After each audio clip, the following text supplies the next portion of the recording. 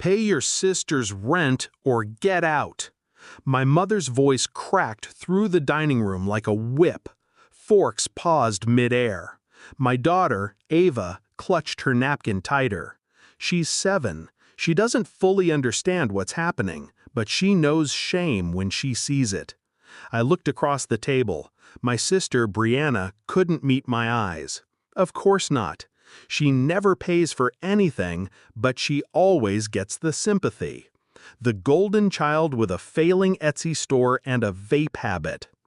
I'm not paying her rent, I said, calm, controlled. Mom's face twisted. After everything we've done for you, get out, she screamed again. Then Dad stood. He didn't yell. He didn't warn. He just walked around the table, clenched his fist, and backhanded me so hard I fell into the chair, then to the floor. The plate shattered. The glass cut into my cheek. My daughter screamed. And my father, he laughed. You deserved it, he said, for saying no.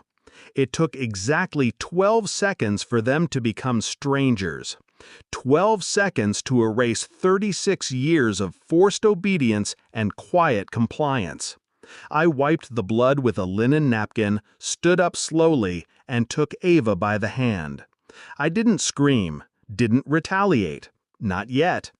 They weren't always monsters. Or maybe they were, and I just didn't see it.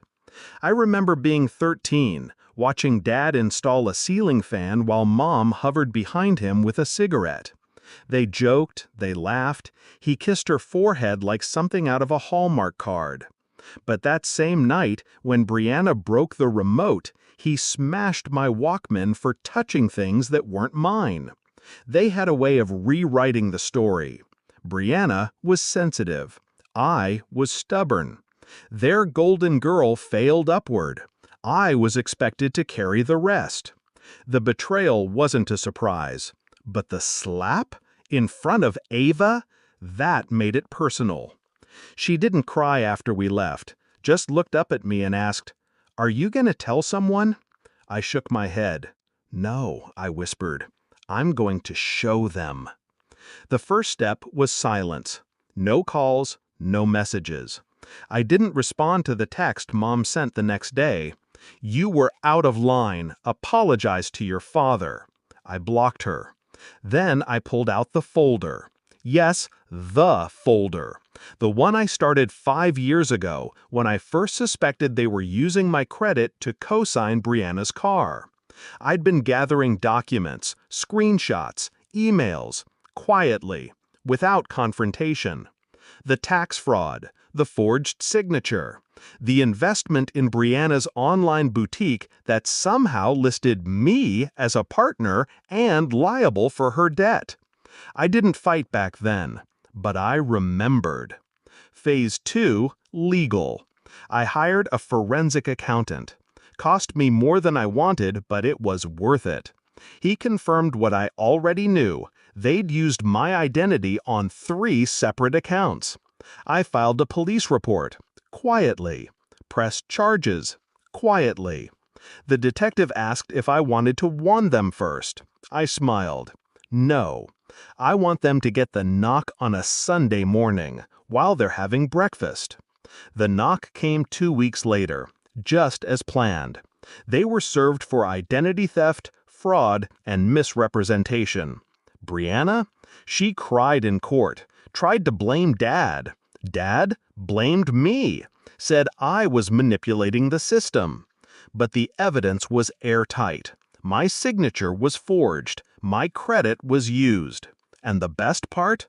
They never thought I'd ever fight back, because I never had.